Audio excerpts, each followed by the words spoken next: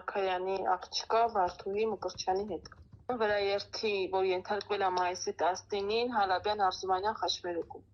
Մայիսի 19-ին երեկոյան 10:30 ուշ երեկոյան 10:30 մայրս կանգառում կանգնած է լինում։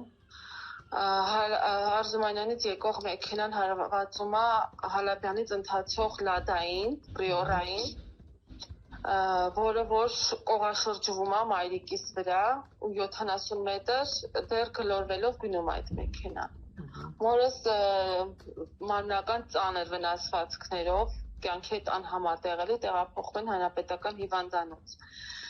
Հույս չեն տալիս ոչ մի տիպի։ Ասում են, եթե ապրեց առաջի ժամը, կապրի, հետո ասեցին, եթե 4 օր ապրեց, էլի կապրի։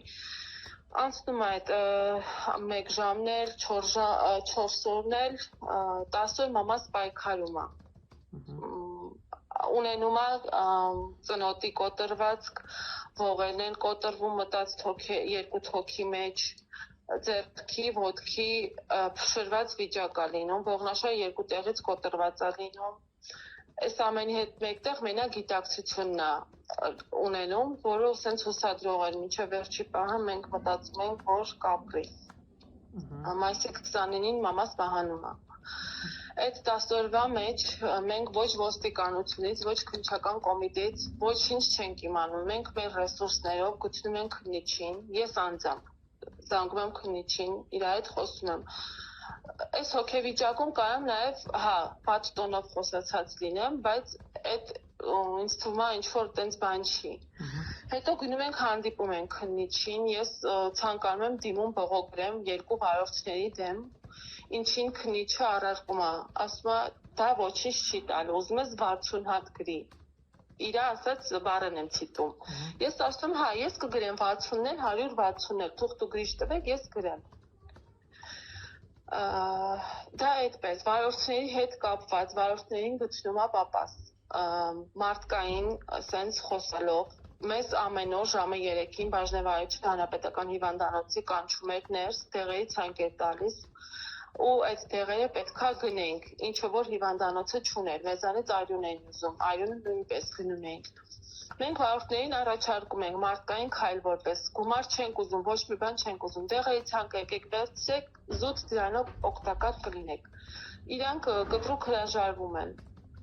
Մայիսի 29-ին մամաս մահանում է։ Մայիսի 29-ից հետո ես փաստաբանների հետ խորհրդակցելով, միայն խորհրդակցելով հասկանում եմ, որ պետքա ճանաչվենք իրավահաջորդ, որպեսզի գործի ընթացքը ընթանա այլ ուղղությամբ։ Այս դեպքում հոդված կա այնտեղ, դա էլ պետքա փոխվի, ոչ թե տուժող, այլ արդեն մահվան երգով վրա երթա։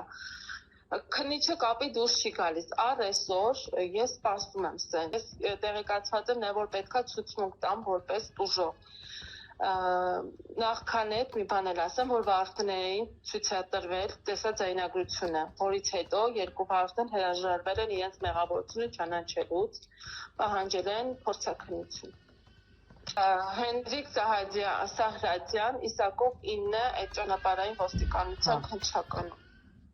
Ընթացակարգն է ներկայացրել, ես ցանկացել եմ մաման, որ այդ վիճակում էր, չէր կարա ինքը, ասեց ձեր մայրը միայն կարա բողոքի, ինքը ի վիճակի չէ, որտեղ խոսել չէր կարող, իր ծնոտը կոտրված էր։ Ասեց, եթե մայրը գիտակցության գա, ոնց որ ի վիճակի լինի, լիազորագիր կամ եթե մահանա, այդ դեպքում նոր դուք կլինեք տուժողի ներկայացուցիչ։ Չէ, չեմ էլ փորձել մտածելով, որ ինքը պետքա զանգի կանչի։ Ես այդ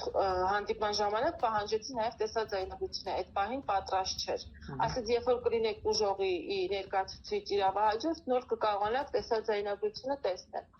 Բայց ի սկզբանե ինքը մեր հետ էլի եմ կրկնում, կապի դուրս չի եկել, մենք ենք իրան գտել։ Ինքը իմ մտածելակերպով պետքա ինքը կանչեր, մեզ ներկայացնել մահվան պատճառը, որովհետև այդ դատաբժշկական փորձաքննությունը ամբողջը իրենց մոտ է, մեզ ոչինչ չեն տվել։ Ըստ օրենքի էլ, որ տուժողի ներկայացուցիչ լինենք, արդեն ինքը պետքա մեզանից ցուցմունք վերցնի, ինչը որ դեռ չի արվել, չգիտեմ, հաստատ 14 օրը դա քիչ ժամանակ չի էլի անցել, 2 շաբաթ է, Ես արդար քննություն եմ ուզում եմ, որ մեղավորները պատժվեն օրենքի ողջ խստությամբ ու այս գործը ոչ թե սենց չգիտեմ ոնց ասեմ, որ ճիշտ լինի, չջրվի գնա, այստեղ ես գիտեմ, որ իմ մաման չի վերադառնալու, ես իրան հետ չեմ բերելու, ես այդքան հասկանում եմ, բայց ես չեմ կարողանում հանգիստ քնեմ, երբ որ գիտեմ իմ մայրը չկա,